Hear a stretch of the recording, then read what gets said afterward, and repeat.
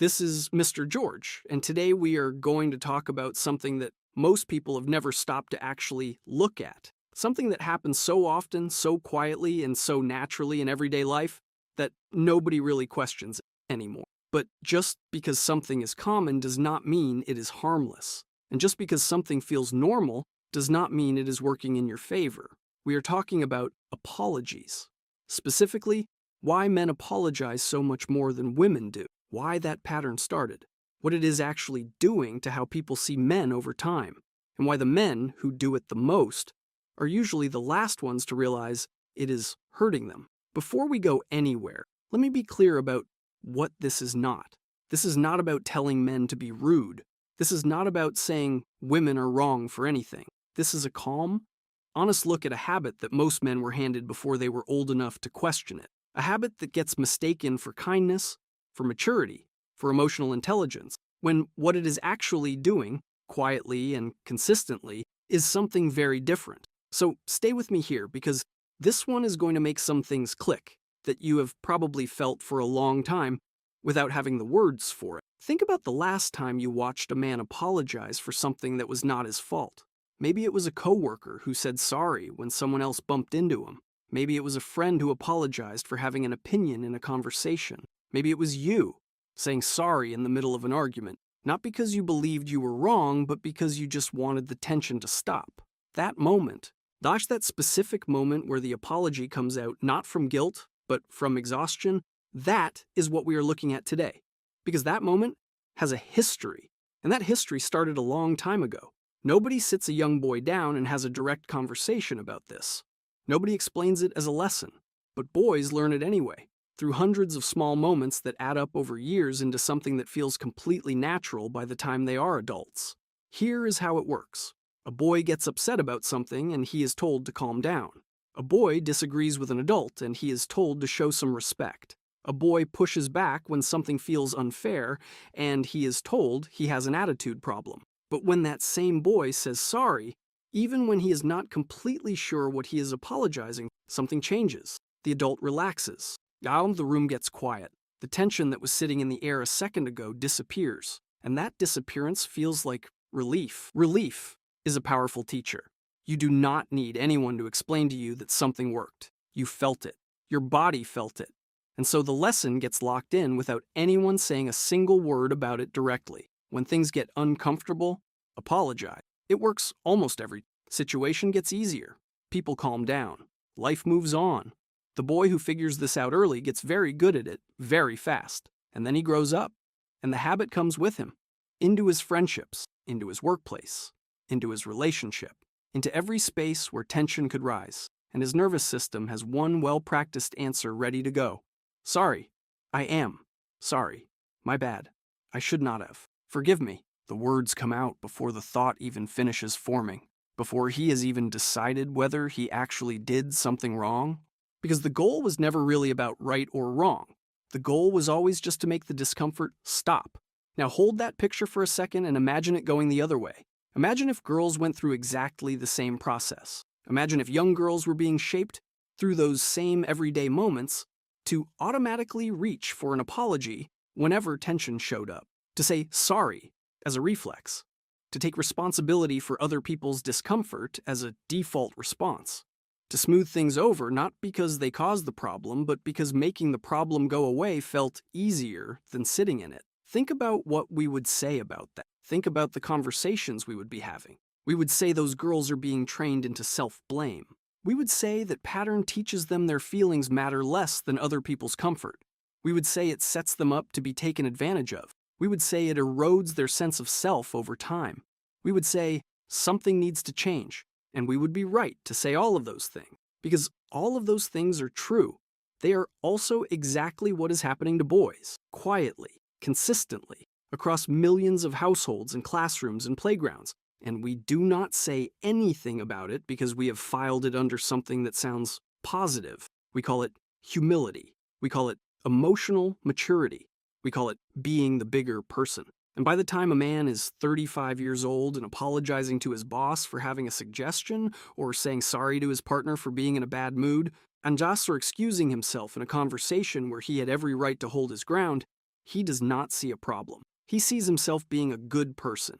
He has been told his whole life that this is what good looks like. But here is what is actually happening underneath all of that goodness.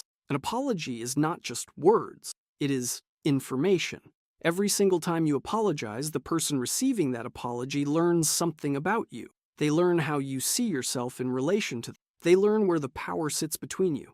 They learn what they can expect from you when things get tense. And over months and years, those small lessons stack up into a complete picture of who you are. That picture is not built from what you say about yourself. It is built from what you do consistently, automatically, without thinking. And if what you do consistently is take the blame, absorb the fault, smooth things over at your own expense, the picture that builds up is not the picture of someone strong. It is the picture of someone who can be leaned on in a way that has nothing to do with respect. Think about someone you know personally who apologizes for everything. Maybe a friend, maybe a coworker, maybe someone in your family. Someone who says sorry when you bump into them. Someone who apologizes for having a different opinion. Someone who qualifies every single thing they say with some version of I might be wrong, but, or sorry, if this is a bad time. Or I do not want to cause any trouble. You know this person. Most of us know this person.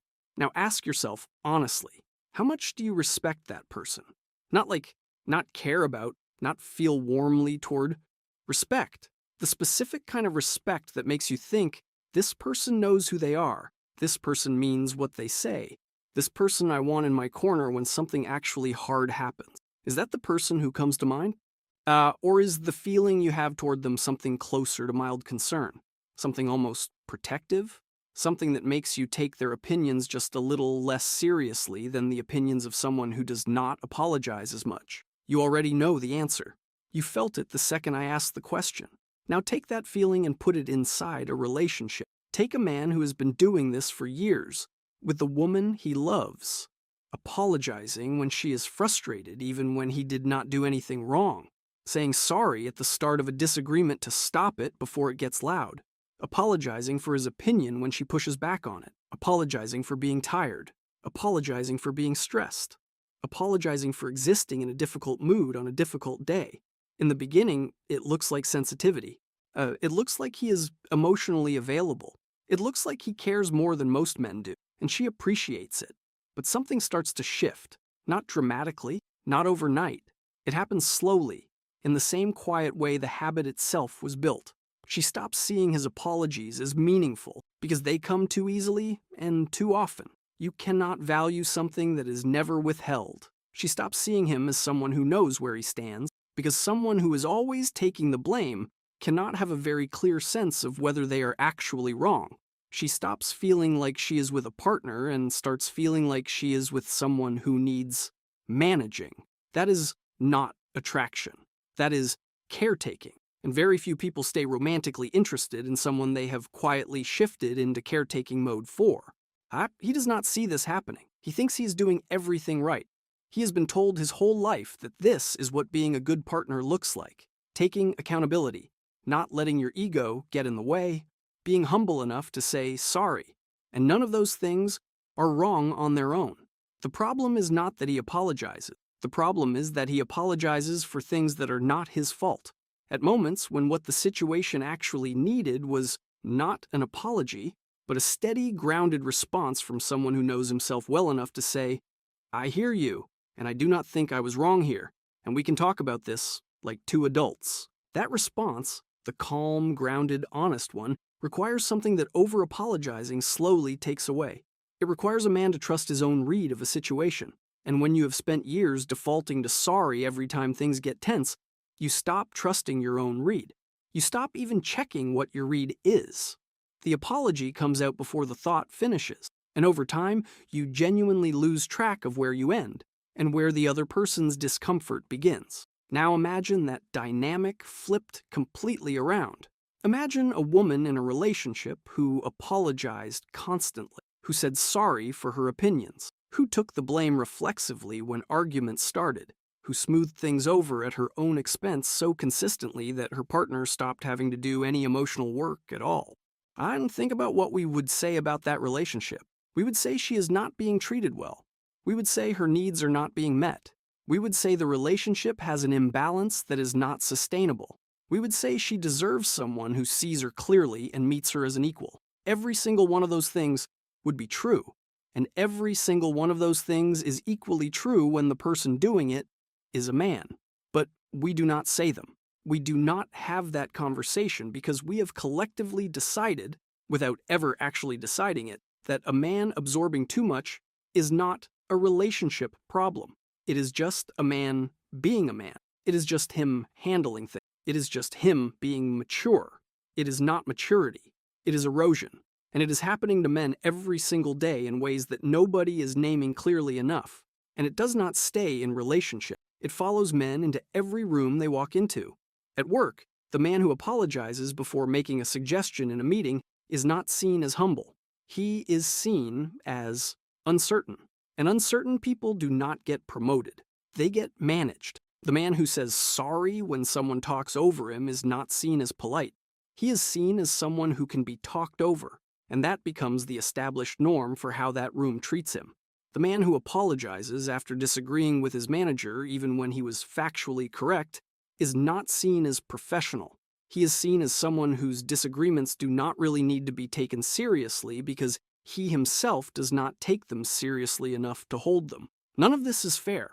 None of it is the way things should work, but it is the way things do work.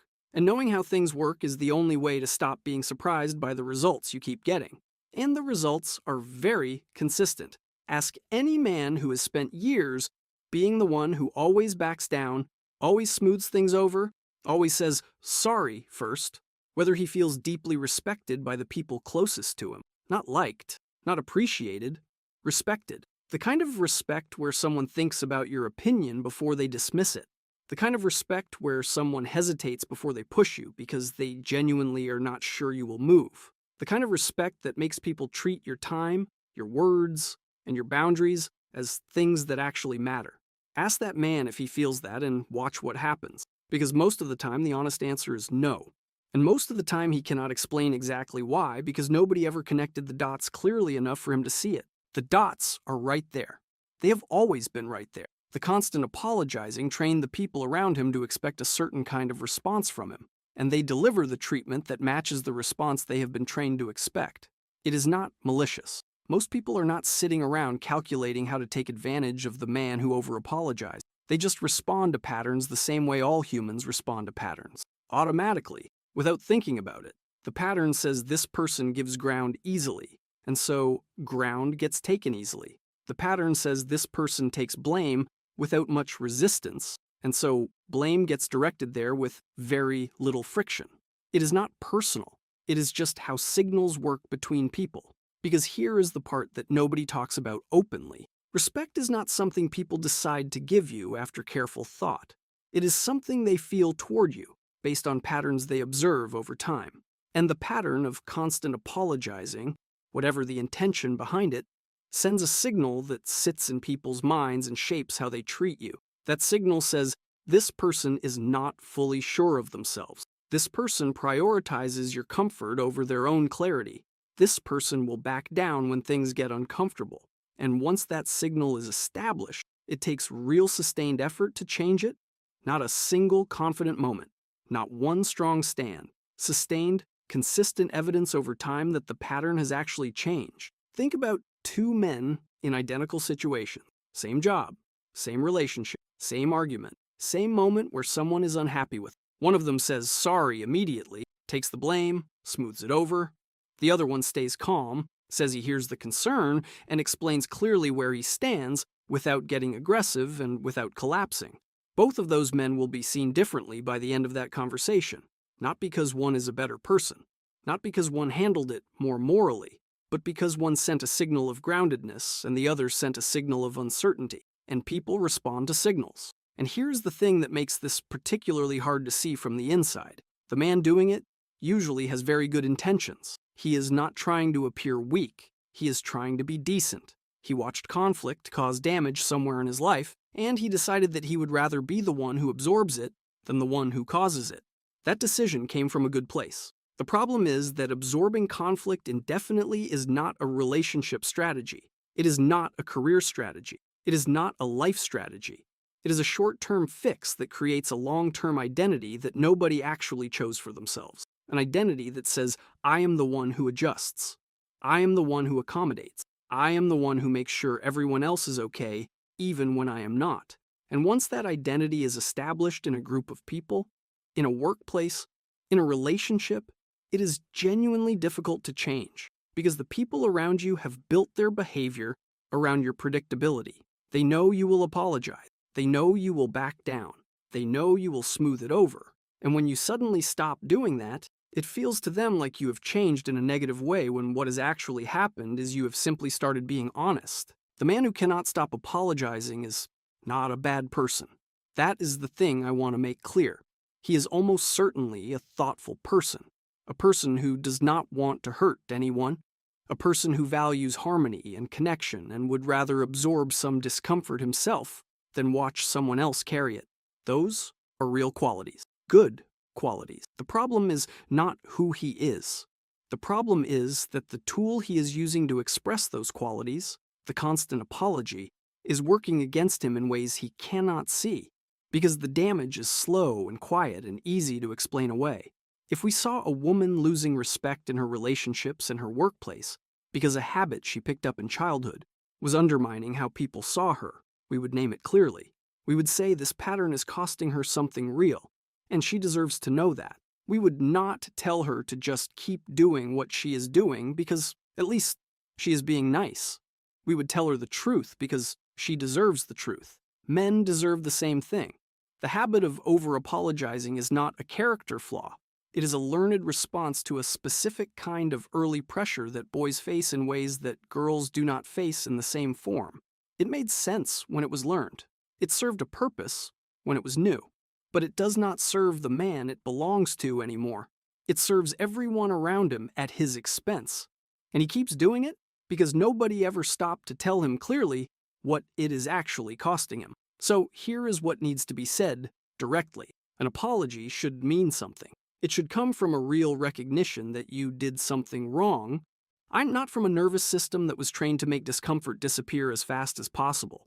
And learning the difference between those two things, between a real apology and a reflex apology, is one of the most practically useful things a person can do for themselves. Because when you know the difference, you stop spending the currency of your credibility on moments that do not deserve it. You stop training the people around you to expect your retreat. You stop sending a signal you never consciously chose to send. And you start building something different in the rooms you walk into and the relationships you are part of. Something that takes longer to build than a quick apology, but lasts in a way that a quick apology never does. They mean something to the person receiving them. And the man giving them is seen as someone who means what he says, someone who can be trusted, someone who knows the difference between a genuine mistake and just an uncomfortable moment.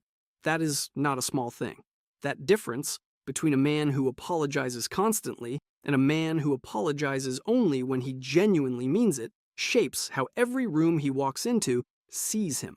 It shapes how his relationship feels over years. It shapes whether the people around him see a partner or a people pleaser, a colleague or a yes man, a man who knows who he is, or a man who is still trying to figure out what everyone else needs from him.